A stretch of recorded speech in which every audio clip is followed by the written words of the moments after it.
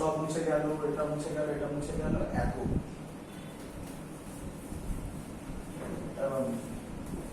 বলো দেখি, দুটো ওয়্যার আছে, দুটো ওয়্যারের মধ্যে কারেন্ট সেম দিকে না অপোজিট দিকে? হ্যাঁ, সেম দিকে। দুটো ওয়্যারের মধ্যে কারেন্ট যদি সেম দিকে হয় তাহলে আমি বলতে পারি এবি ওয়্যারটা ওই আরেকটা যে ওয়্যার আছে তার কাছে আসবে, অথবা আমি উল্টোটাও করে দেখাবো যে ওয়্যারটা মানে যেটা দিয়ে I1 কারেন্ট ফ্লো হচ্ছে সেটা এবি ওয়্যারের কাছেও যাবে, মানে ফোর্সটা হবে অ্যাট্রাকটিভ। আর পরের টপিক এটা নিয়ে, তো আমরা সেটাকে ডিটেলসে অ্যানালিসিস করি। আমি বারবার বলছি এটা পরীক্ষায় দেবে, অল্টারনেট ইয়ারে দেয় প্রত্যেক বোর্ডে। চলো করে ফেলবো আমরা ওটা। হেডিং হচ্ছে এইটাকে ছবি হবে, দেখতে পাবে তোমরা। হেডিং হচ্ছে force between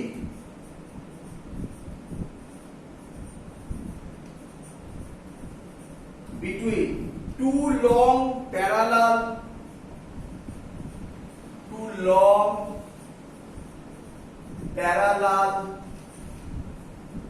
current carrying conductor।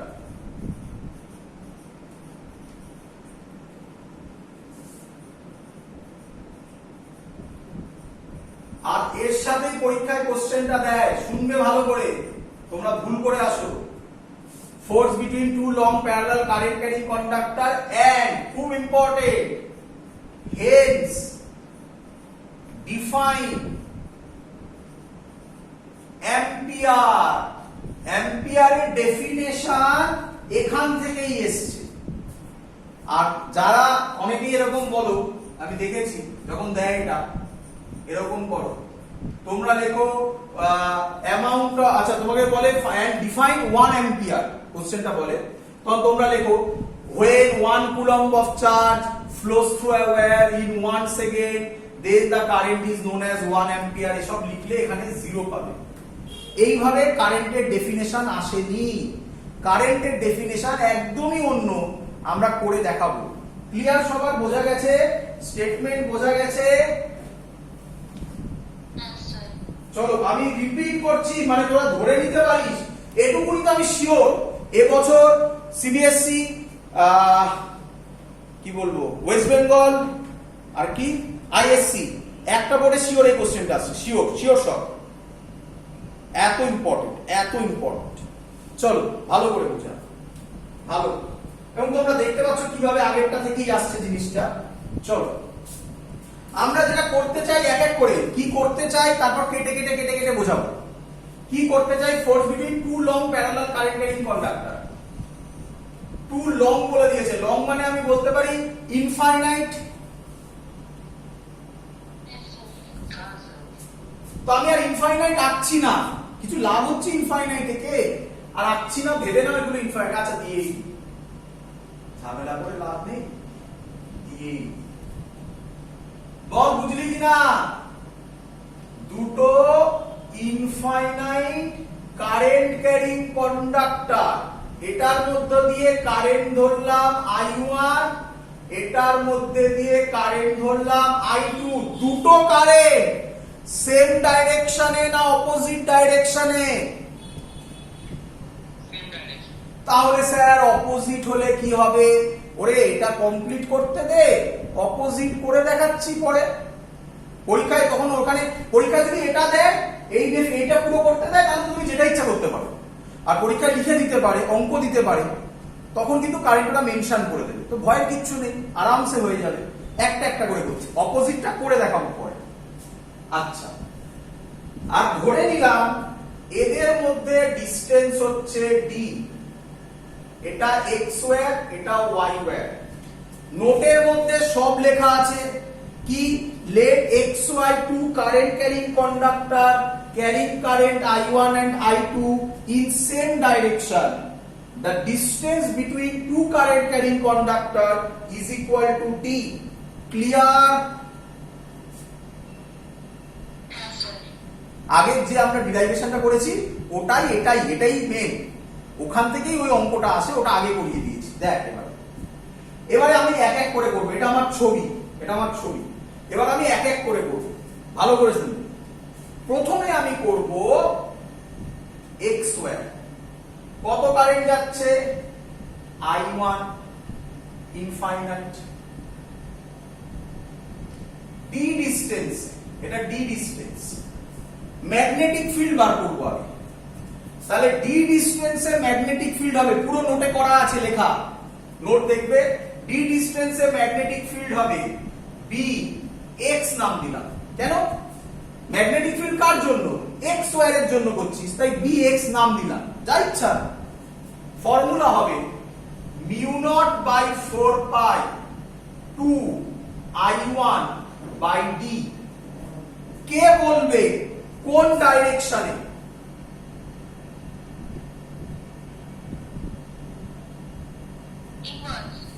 ইনওয়ার্স।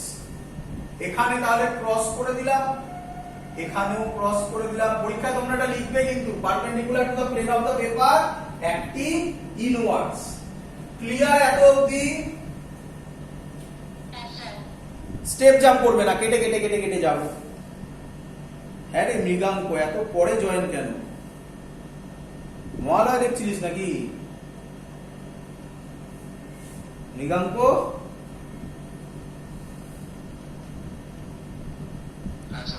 Mahalaya দেখছিলিস নাকি? তাহলে আজকে কজন মহালয়া দেখলি? একজন। আর বাকিরা কি সব ঘুমিয়ে পড়েছিলিস?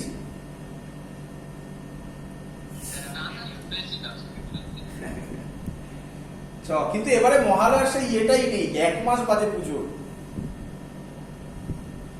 কার কটা জামা কাপড় হলো? জামা কাপড় কিনেছিস?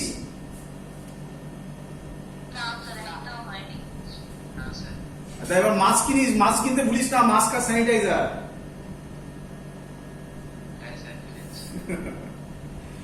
চলো চলো চলো। আচ্ছা ভালো খবর হচ্ছে গিয়ে মানে শিওর শট, হ্যাঁ, ডিসেম্বরের মধ্যে আশা করছে ঠিক হয়ে যাবে। মানে ঠিক এত তাড়াতাড়ি হবে না, আই মিন সলিউশন পেয়ে যাবো আমরা। পেপার পড়ে বলছি না, অথেন্টিক জায়গা থেকে খবর পেয়ে বলছি। মোস্ট প্রবাবলি ডিসেম্বরের মধ্যে ঠিক হবে। এখন এইভাবে ভেবে রাখ, ডিসেম্বর অব্দি বেঁচে থাকার লড়াই, ডিসেম্বর অব্দি বাঁচতে পারলে বেঁচে যাব। চ শুরু করি। আচ্ছা, তাহলে ম্যাগনেটিক ফিল্ড প্রথমে ওয়্যারের জন্য বার করে ফেললাম। এদিকে তাকায় একটুখানি। হ্যাঁ রে, এইখানে যা ম্যাগনেটিক ফিল্ড হবে এখানেও এই লাইন বরাবর পুরোটাতে, তাহলে লাইন বরাবর পুরোটাতে সেম, একই নয়? কারণ ডিটা তো সেম, ডি সেম হলে বাকি তো সবকিছু কনস্ট্যান্ট। এবার এই ম্যাগনেটিক ফিল্ডে আমি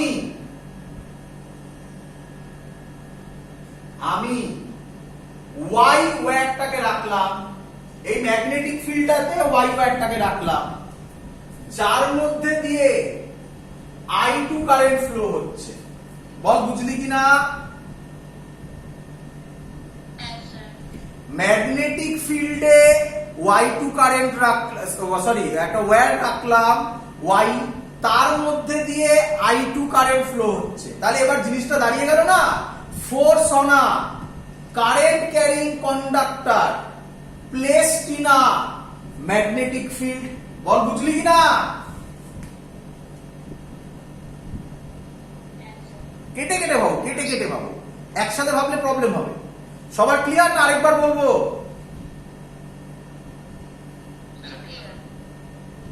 সবার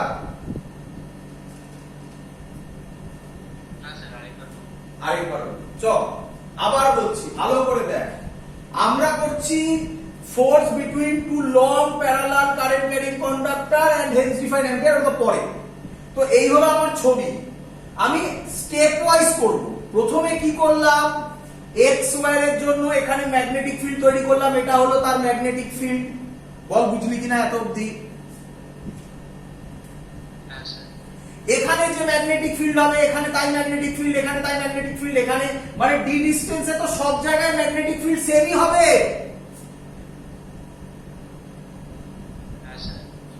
এবার ওই ম্যাগনেটিক ফিল্ড, তার নাম ডিএক্স, ওই ম্যাগনেটিক ফিল্ডে আমি আরেকটা কন্ডাক্টর রাখলাম যার নাম ওয়াই, তার মধ্যে দিয়ে কত কারেন্ট যাচ্ছে I2।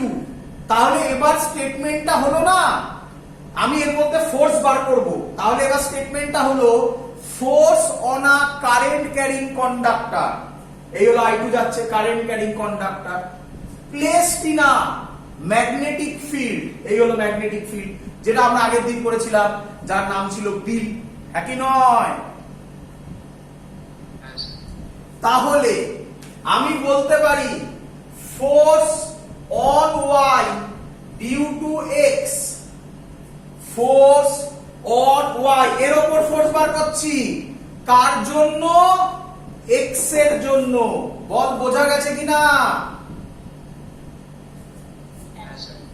ফর্মুলা হবে px I2। কেন I2? বলেছিলাম যার মধ্যে ফোর্স তার কারেন্ট বসাবে। আচ্ছা, এবার একটা প্রবলেম আছে, এই ওয়্যারটা কি ওয়্যার?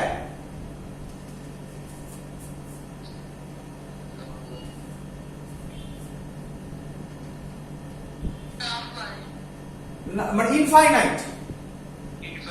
তা ইনফাইনাইট হলে তো আমি তার লেন্থ বসাতে পারবো না, তাই আমরা অ্যাকচুয়ালি ফোর্স বার করব না, আমরা বার করব ফোর্স পার ইউনিট লেন্থ, সেটা পরে। তাই আমি অ্যাজিউম করছি, এখানে লিখবো স্টেটমেন্টটা এরকম, force on wire Y of length L. ওর কত লেন্থে বার করছি? এল লেন্থে ফোর্স। নয়তো তো ইনফাইনাইট ওয়্যার হলে তার আমি এখানে লেন্থটা কত বসাবো?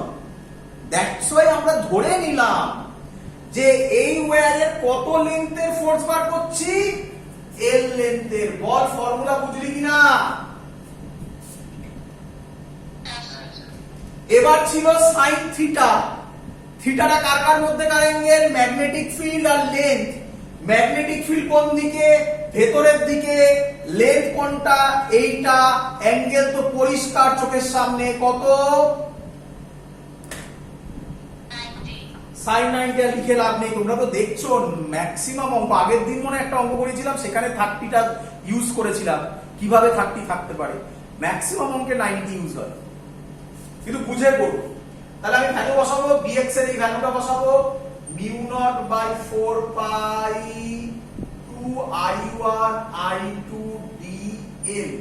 এটাকে আমরা করব, এটা হলো force on y wire due to x wire divided by l। যদি করে দিই এই lটা মুছে যাবে, এই lটাকে তলায় আনলাম। এটাকে বলা হয়, বলেছিলাম, ফোর্স পার ইউনিট লেন্থ। তাহলে ইউনিট হবে Newton per metre. Clear?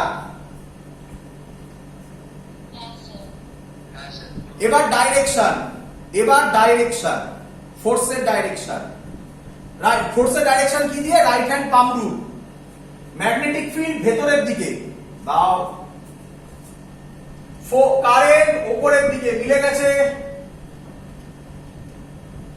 Force এই দিকে, তার মানে এটা হলো এফ ওয়াই এক্স। বলো বুঝলে কিনা সবাই? দাঁড়াও, তোমরা খুব ভালোভাবে জানো ফোর্স এক্সিস্ট করে ইন পেয়ারে, তাই তো নাকি? নিউটনের third law, equal and opposite forces. আরো ভালো কথায় যদি আমি বলি, আমি দাঁড়িয়ে আছি, আমাকে আর্থ যে ফোর্সে টানছে নিচে, আমিও আর্থকে সেম ফোর্সে উপরে টানছি, একই নয়? সেই লজিক থেকে বলে দেওয়া যায় যে এটারও ফোর্স এটাই বেরোবে, এই ম্যাগনিটিউডই বেরোবে। কিন্তু আমি করে দেখাবো, এত অব্দি ক্লিয়ার সবার? এবার আমি কি করব বলে দিচ্ছি।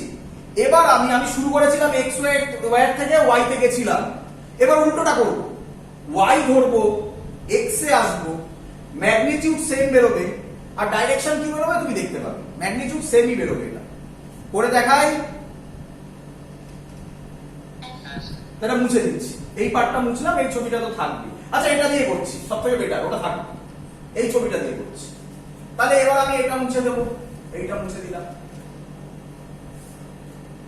এটার মধ্য দিয়ে I2 কারেন্ট যাচ্ছে, ভালো করে বুঝবে। এর ডি ডিসটেন্সে ম্যাগনেটিক ফিল্ড বার করব, তাহলে তার ফর্মুলা হবে By। তাহলে এবার হচ্ছে magnetic field at a distance d due to wire y। সব লেখা কোথা থেকে পাবে? নোট আগে দিয়ে দেওয়া হয়েছে, তার মধ্যে আছে, দেখবে সব লেখা আছে। তাহলে By হবে, এই যেখানে Bx করেছিলেন, By হবে সেম ফর্মুলা μ0/4 পাই, মেলাও, বুঝলাম না।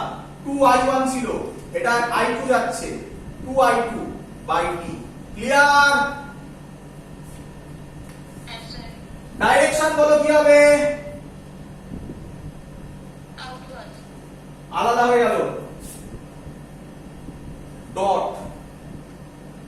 ডট, ওটাই ক্রস ছিল। এখানে যদি ডট হয় এটাতেও কি হবে? ম্যাগনেটিক ফিল্ড পেয়ে গেছি। তাহলে এবার লেখাটা হবে ফোর্স অন, আচ্ছা এখানে এবার কি রাখবো? ওই এক্স ওয়্যারটা ইনফাইনাইট, কিন্তু তার কত লেন্থ ধরবো? এ, তাহলে একই কথা, force on force on wire X of length L, F X Y হবে force on X due to Y. Clear?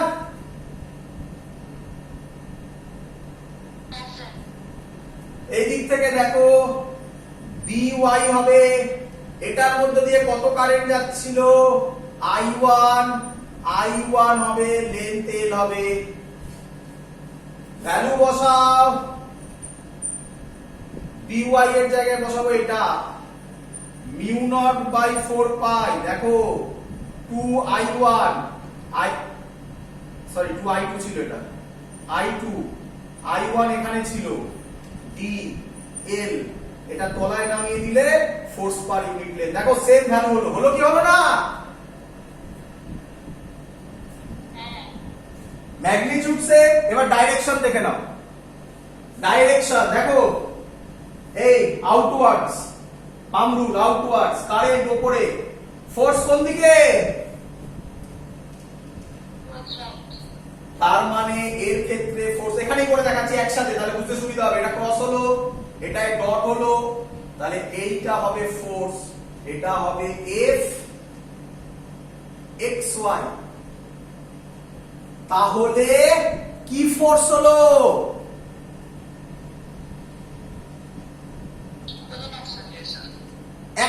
Attractive force নাকি? তাহলে খানিকক্ষণ বাদে এই ওয়্যারটা যদি এখানে আটকানো থাকে তাহলে এরকম ছবি হয়ে যাবে। বোঝা গেছে? এবার কোশ্চেন আছে, শেষ হয়নি এখনো। কোশ্চেন হচ্ছে এটা, হেন্স ডিফাইন অ্যাম্পিয়ার। কিভাবে করবে দেখ, আমি করে দেখাচ্ছি। আচ্ছা এটুকুনি বোঝা গেছে কিনা বলো? তাহলে এই কনসেপ্ট দাঁড়ালো, একে যে ফোর্স দিয়ে টানবে, এও একে এক্স কে সেম ফোর্স দিয়ে টানবে।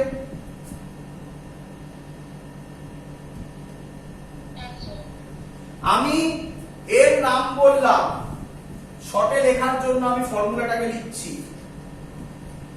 এফ, এই এক্স ওয়াই আর এগুলো তুলে দিলাম, F by L μ0/4 pi 2I1 I2 by d। ভালো করে বুঝবে। দেখো কারেন্টের ডেফিনেশন দিচ্ছি কিভাবে। দেখো আমি যদি বলি কারেন্ট গুলো 1 অ্যাম্পিয়ার, তাহলে এটাও 1, এটাও 1, 1 ইনটু 1 1ই থাকবে। এদের মধ্যে ডিসটেন্সও 1 মিটার, দুটো ওয়্যার তাদের মধ্যে ডিসটেন্সও 1 মিটার, তাহলে এটাও 1 হয়ে গেল। তাহলে 2 আর 4 কেটে একটা 2 থাকবে, তাহলে অ্যানসার বা এটা দরকার নেই, ওরকমই থাকবে 4 পাই, এটা 2 থাকবে। মিউ নট বাই 4 পাই এর ভ্যালু হচ্ছে 10 টু দি পাওয়ার -7 ইনটু 2। তাহলে ডেফিনেশন বলছে, ভালো করে শুনবে, if two infinite current carrying conductor placed 1 meter apart,